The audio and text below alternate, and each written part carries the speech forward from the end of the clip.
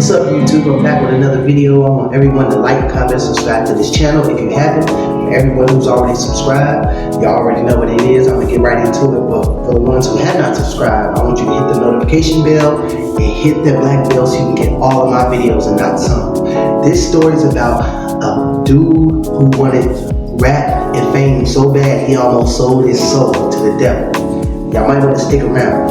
Y'all gonna like this one. Emmanuel, he's 27 years old. He's always had big dreams to be a rap star. He's just now finishing college and moved into his own place.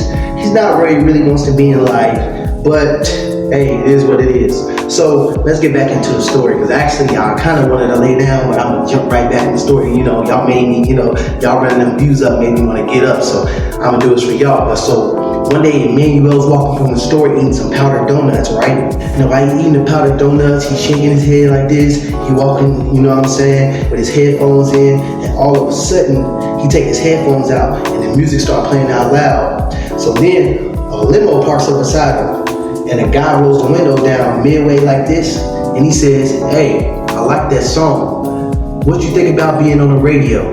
Emmanuel sitting there, white stuff all over his lips, like, "What do you mean? I would love to be on the radio. I make music." This guy sticks his hand out the window and says, "Here, take this card. Contact me later on, and I'll get you signed." That song that you was playing, is that you? Emmanuel says yes. So make a long story short, for this little part, he gave the card to Emmanuel. Emmanuel wiping his lips off like this. "Let me go home and check it out." So Emmanuel gets home and he's seeing all the notebooks and the rhymes and stuff that he's going to show the guy that pulled up in the limo, right? Now, the weird thing is, as soon as Emmanuel called that number on the first ring, it picked up. Emmanuel thought that was weird, but he said, hey, whatever, he didn't see anything wrong at the time. So they scheduled Emmanuel to come down to this big building. There's a big record label company downtown in the state that Emmanuel was living in. So Emmanuel wakes up the next day and he's standing in front of the building. He's looking up like this because the building's so tall. Now Emmanuel, he's sitting on the elevator with mixed thoughts, thinking, I don't know how this is gonna go. So he don't think about it. Only thing he think about is everything he finna buy with all that money. So he finally gets off the elevator. As soon as Emmanuel hops off the elevator, he gets to the top floor of the building. Now he's greeted by some nice gentlemen and some nice ladies, and they say, "We've been waiting on you, come this way." And he walks into this long conference room with, the room where them long tables look like it's about to be a business deal, right? He walks in there, everything looking cool, and all of a sudden, over at the end of the table, there's this guy sitting there with a tuxedo. He says, "Emmanuel, I've been expecting you." Emmanuel says, "Hey, I'm here. Now, what's this deal about?" And the guy sitting at the end of the table looks like to be the boss or whatever, the leader, right? He says, "That song you were playing, you got that with you?" Emmanuel says, "Yes, here you go." Passes it over. Next thing you know, they listen to the song, they like it. They say, "Emmanuel, what do you think about signing a deal? But you have to sell your soul. You can have whatever you want."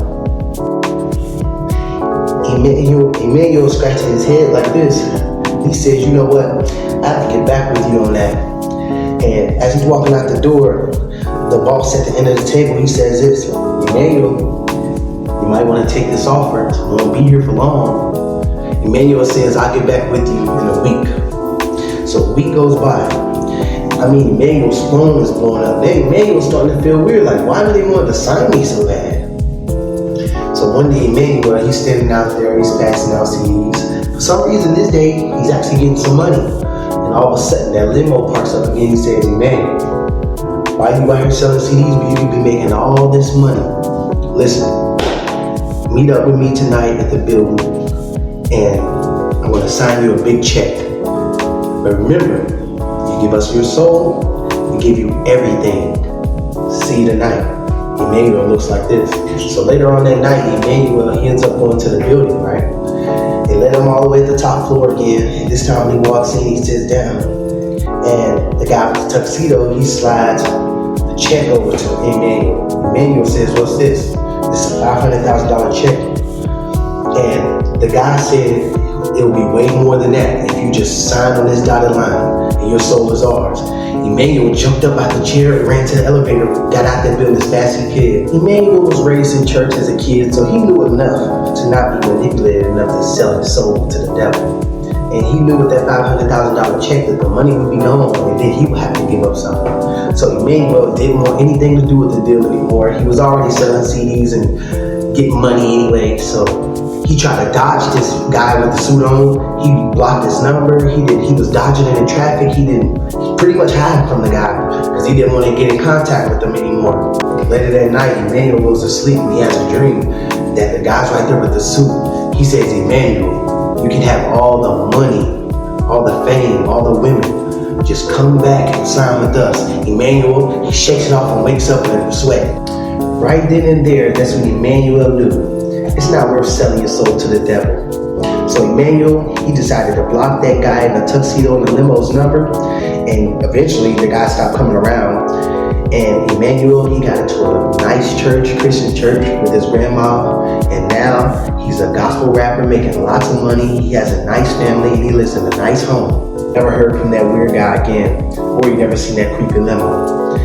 Guys, if y'all like this story, like, comment, and subscribe. The moral of the story is, don't sell your soul. You can make it on your own through the man up above. Y'all like this story, like, comment, and subscribe. See y'all till next time.